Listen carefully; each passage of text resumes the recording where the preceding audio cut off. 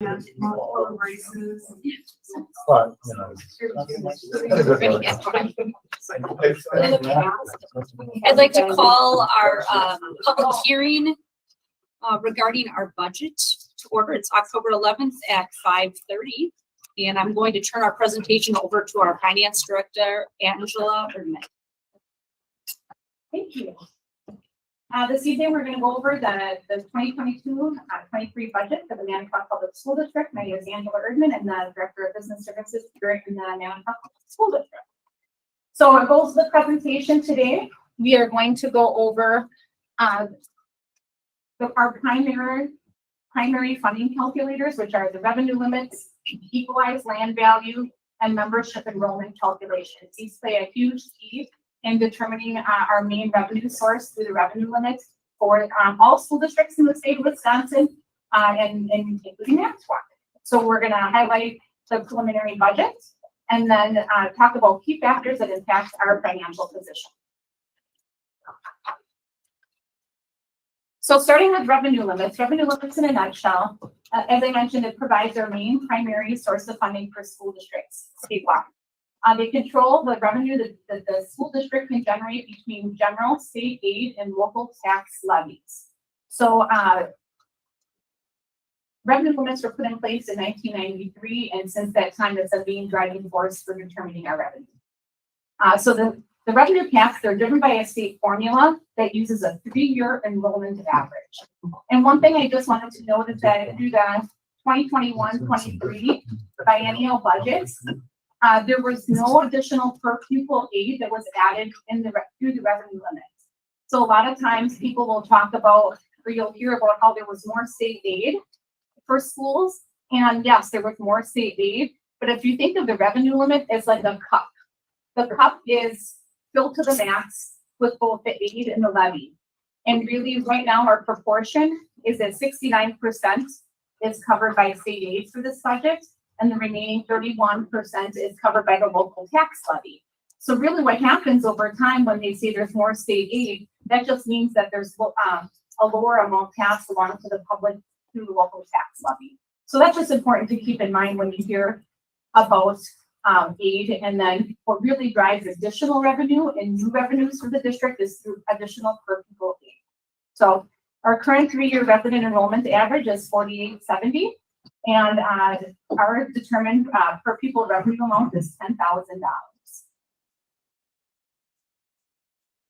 For our revenue limit history, you can see that overall, historically, we've been below the revenue, the state average for the revenue limits. It was interesting this year, and this may be perhaps because we had an increased operational referendum that started with the 21-22 budget, but we met the state average. I'm not exactly if it's on the button, but we're much closer than we were historically. So otherwise, we were definitely under it historically over time, and that gap was closed. So for enrollment, for a year-to-year comparison, they take these averages of 3 years, and it's there's a base revenue, or base enrollment calculation, and a current year calculation.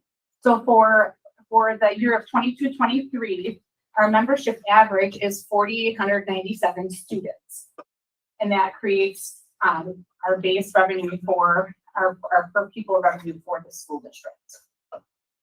Over time, in the last couple of years, what we've seen, our summer school numbers came up this year a little bit, which helps, but we had a loss of about 37 students, and then through the membership average, 71 students overall. And the membership average change of 71 students also provides what's called a hold harmless provision. So because we have declining enrollment as a school district, we'll receive $710,000, $100,000 additional in our revenue limit. And that additional hold harmless money helps school districts with declining enrollment statewide so that you don't have, every time you have a jump, that you have a dramatic change in your revenue. When looking at the overall enrollment trends, we just have a general declining enrollment. And this is similar to other school districts statewide. Some, very few have growing enrollment, but this is something that we're going to have to keep considering and keep our eye on in the future. I referenced this a little bit earlier, but when you take a look at this, this shows and I know I realize it's hard to read on the screen here. But what they do is they take the 3-year enrollment averages. So this year, when our enrollment average is calculated, we're using our calculations from the 2021 through this 2021, and then 21-22, and then 22-23 membership counts to determine our revenue for the average. So what happens, especially with COVID, we had lower summer school counts during that time, and so that kind of throws a little bit of a wrench in the averages, and things went down additionally because of that. So when that falls off after this year, we'll see a little bit of a change, but we have continued declining enrollment, so that just continues to our trend of lower enrollment continues. So property values per student are a key factor with determining state aid. So they take a look at the land values across the state and they equalize that. So districts with high property values, or just overall high land values in general, will receive less state aid. So some will be 100% funded by local taxpayers, where we receive 69% of our aid through the state aid, and then 31% is through the local tax levy. And last year, just to note, it was 64% and 36%. So that's where we received additional state aid this year. So that changes, that lowers the amount that we collect in revenue from the local tax levy. So this brings it up again, as I had mentioned before. So our total, it just shows the split between the local tax levy and state aid. So you can see that we're down just a little bit. $58 million was the amount that we had, and for our total revenue limit last year, we're down to $57 million for the estimated revenue limit. And it's just a dramatic change between 36 million coming in state aid for last year, with 21 in the levy, and then we're at 39 million this next year with 17 in the levy. So that's a pretty dramatic change. So usually you don't see as much of a swing in that change between the aid and the levy. Our property value grew 16.9%. So, a lot of us, a lot of you have seen and just heard about property values increasing. So 16.9% was the average value for our tax base. So we're over $3 billion in land value at this point. So just interesting to see that it's grown over $1 billion just in the last 5 years. So that's pretty interesting. Yes. So to summarize the revenue limits, and I realize this is hard to see, I hope you all have copies that if you've been able to take a look at that. But overall, this just summarizes the changes between the revenue limit for this year and last year. As I said, it was at 58 million last year, it's 57. The land value has increased, and overall, and then the general state aids are up compared to the amount that we levy. So the state aid change amount was a $2.8 million change for a 7% change overall. So the estimated levy is $17 million at this point, and that will bring us to a $5.25 mill rate. I do know, because of other factors that change between when the board, when they approve the preliminary budget, and like even to this point in time, there are other changes that come into play, like the transfer of aid or a transfer of service and some other factors. So I know that we are already looking at it's going to be up slightly to about $5.40 roughly. Okay, so this Saturday is kind of like the Christmas for business managers, where in some cases it might be, but when you get the final, you know where things settle as far as the revenue limit is concerned. So we'll have our final answers, and that will drive the data and the information that is adjusted in the final budget. Okay. So looking at the 22-23 tax levy, that just brings some of the information into here. We do levy. We don't have a separate it's all in one. We only have one levy for the Manitowoc Public School District. And so it's our general fund and our Fund 38 or debt service. We have our final debt service payment this year for $1,035,000. So that's included in the table. And then it just includes the change amounts and then the mill rate again.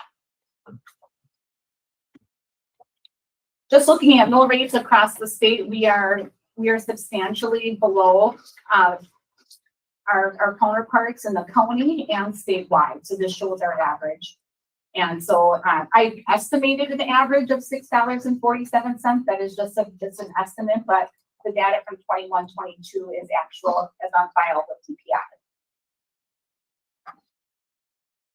The next slide shows our budget by fund, split up by the general fund. That is our main operation. So the primary operations of the school district, the revenues and expenditures, we have a balanced budget at $72,390,675, both on the revenue and expenditure side. Special education is always balanced out. Okay, so we are responsible for always making sure through Fund 10 expenses to make sure that whatever is not covered by the revenues that come in for special education are covered through Fund 10. So our special education transfer for this next year is $8.2 million. So at one time, special education was funded at 60%, but then for decades, it's only been funded about, currently it's funded about 30%. So what that means is that it's a substantial amount that we have to take from our general fund to cover special education, because we are responsible and it's our duty to do that. And so that's how that works kind of from a financial standpoint, that we have to do this transfer. That's what we always talk about.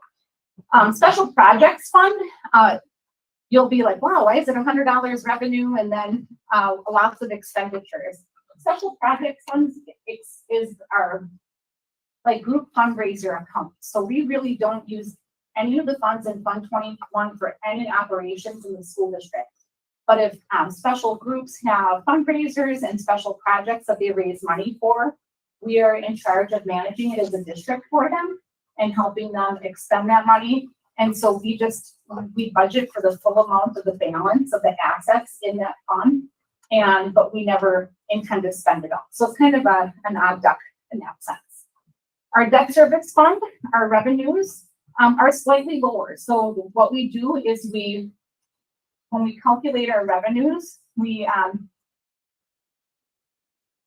have already our first debt payment for October that we paid last week is already in a special account, and it was in a savings that the district uses. But our expenditures are by the fiscal year. So while we already had that money brought in through the levy last year, that's why there's a difference in those two numbers. The long-term capital improvements fund, well, a little bit of revenue this year, and I apologize, that should be $314,000 there. So that is the expenditures for that fund. And then for food service fund, we have $2.8 million. There are more expenditures than revenues, and we are offering, that is due to the fact that we are offering meals to all students in the school district. So through what's called the CEP, and it's a community eligibility provision. So what CEP is if we're able to offer that to all the students in our district. Districts can decide if they want to offer it to just the eligible schools, or if the thresholds and the qualifications for free and reduced lunch as provided by direct certification are above 40%, we can choose to offer it to our full school district, which we did. And the board voted on that in June, I believe, if I'm remembering correct. So this just summarizes our budgets by fund, or not by fund, excuse me, by just all funds together in total. So we have $89 million in total revenues, and then our expenditures,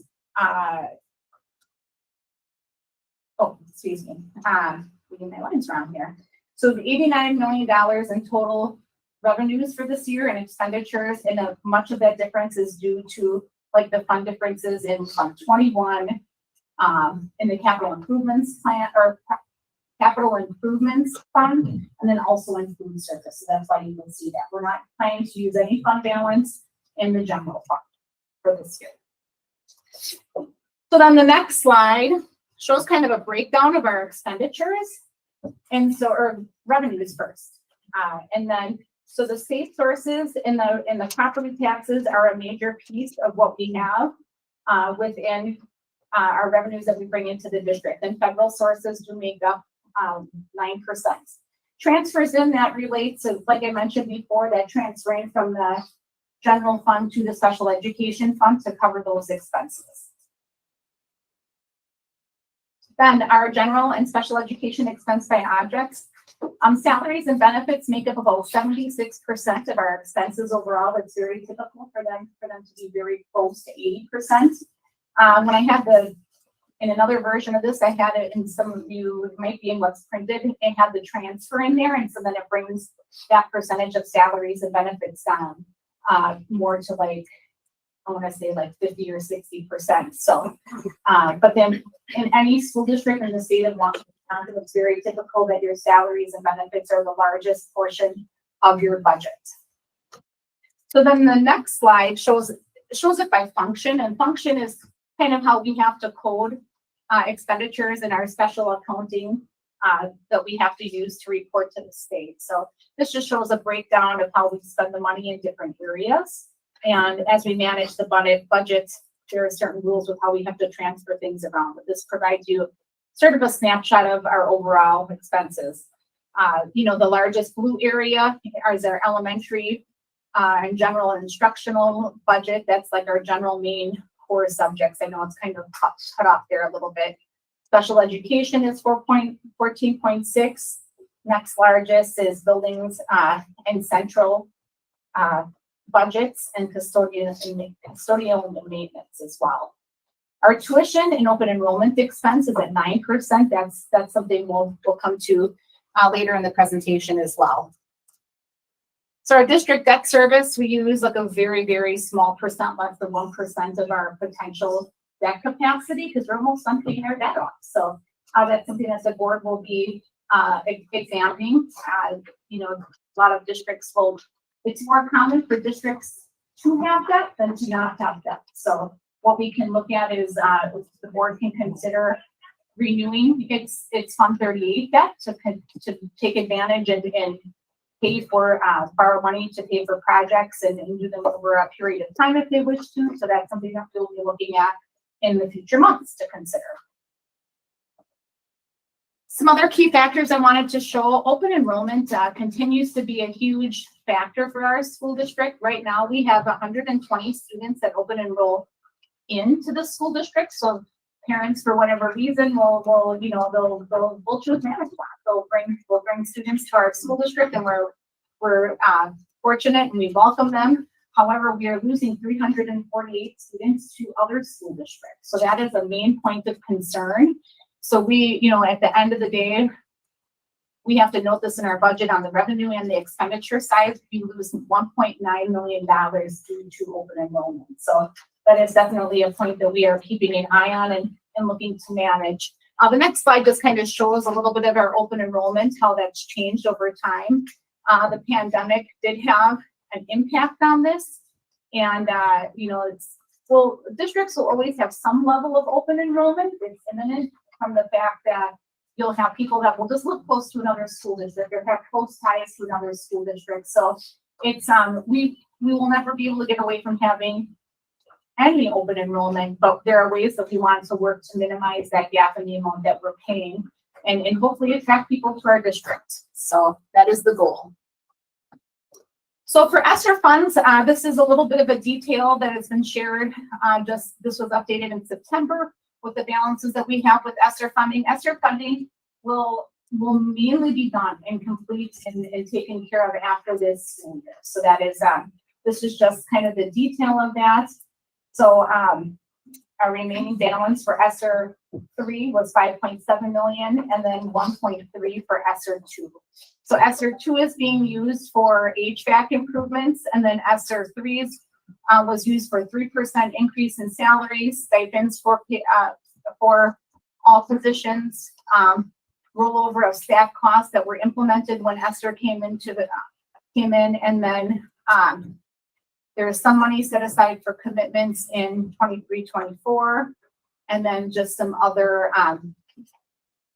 other projects that are funded. So like, referrals were considered, and then some EBIS, the academic achievement initiatives, that the board will consider in the coming months, has just been earmarked at this time, for work towards instruction. So EBIS refers to evidence-based instructional strategies, and we are required by the state and the federal government to use part of our ESSER funds for evidence-based instructional needs, so that we're meeting those requirements. That was to protect things from happening, like districts just doing all of their HVAC work, and not, putting it towards instruction. So that is our requirement that we have to meet through that. Another key factor that we continue to face over the years is private school vouchers. What's key to understand about private school vouchers is that they, we don't pay for the vouchers out of our budget, but our overall revenue limit is increased. And so that when the local, it is added to the local tax levy at the end of the day. So that is definitely a part of that. And then I had some information on DPI regarding how much local schools are receiving. I estimated our private voucher expense on the revenue limit to be about $2.5 million. So we'll have that final amount as of Saturday. And then this is based on the mill rate right now. So last year, about 88 cents would have gone towards vouchers, $6.54 towards the general levy. And then that, you can just see the change for next year or for this current year, I should say. The private school amount doesn't really go down, but our amount for just the general education support for Manitowoc does. Again, that is impact the red part coming down so much by the fact that the tax levy is coming down as much as it is. So just some summary key points. The revenue limit is estimated to be $57 million this year. This is our main source of income. So the pieces that we'll find out and will be finalized in the coming days are state aid, transfer of service, revenue for uncounted pupils. That's just, they tie out all the open enrollment and just make sure everything is solid on that. And sometimes we get a little additional aid, and that's $82,000. I learned that recently. And then the vouchers, parental choice, that comes in at that time as well. So, and then the SNSP, that's also tied in with the vouchers as well. So just another note, increases in state aid do not provide additional revenue, as we had talked about. It just decreases the amount of the levy. And again, there was no per pupil increase. Enrollment continues to decline.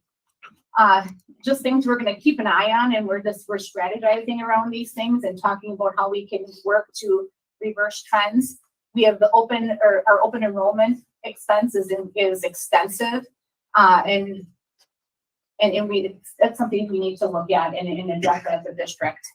And federal stimulus funds, they've allowed us to balance our budget. And I had a typo here, so they will not be available in future years. I apologize about that. That is on me. So thank you, Stacey. I was like, that dramatically changes the meaning of it. So every year the levy is used, for the state and private school voucher program. We're mandated to do that by the state, so we're not able to have any impact on that at all. That's just, it's built in. We get aided on it, which is definitely a plus. It's more that we're aided. So we'll pay our district, our debt service will be paid off at the end of this year. And then we have a continuation of free meals for all students. So, we're committed to being fiscally responsible and responsive to the local taxpayers. I'm a taxpayer too. So, I take this very seriously in my work to really work to make sure that we're doing our best to communicate with the public. If you have any questions, please feel free to reach out to me, and we have a little time. You can have questions. So, I'm happy to take questions if you have any of them. Yes. You say mandated by federal and state. Yes. Can For you, extra funding, can you explain that? when we claim the expenses, we have, there are certain expenses that fit under the EBIS category, okay? So then we have to notate that when we claim with all of our federal money, we spend and then we claim. And so they have to fit under their list. They're qualifying. So is this a compulsory action that you're describing? Well, this was put in force by the state. Yeah, Because under Black's law, mandate is a voluntary participation without compensation. I'm asking if you could reevaluate sure. that. We're required to do it. So, yes, we don't have a way around it. I mean, not, and we wouldn't want to, but that's just, that's a requirement of the reporting. Okay. I apologize. Okay. It's an uncommon. Yes. On the slide, it says 22-23 budget by fund Yes. here. And I think I heard you correctly. You said the capital improvement fund, Yes. instead of saying 31,000, should say 314,000. Yes. Can you tell me what that's gonna be for? Yes, we have, and we have a capital improvements plan that we have put on file with DPI. We have UPS switches that were funded to improve technology in the district. So that was one of our projects. There was some work around central office we have in there. And then on Washington, if you go by Washington Middle School, there's this big cornerstone that they've been working on above on the roof. That's all part of that fund. So we're required to report with the state what we're going to spend that fund's money on and have it a part of a long-term capital. Yeah. I just one question, and I'm sure we put it up there. How much money from our budget is going to vouchers? No money from our budget is going to vouchers, Okay. but it's part of the main revenue limit, so it becomes part of the levy. So the levy, so what the taxpayers pay, so for every 1,000, if you go to, it says, private school vouchers, it shows the amounts in the portion. So this year it's estimated that 74 cents of every 1,000 is going to private schools to fund the voucher program. Okay. Thank you. Yeah, you're welcome.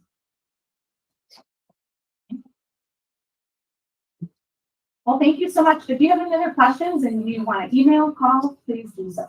So thank you very much. Thank you. I'm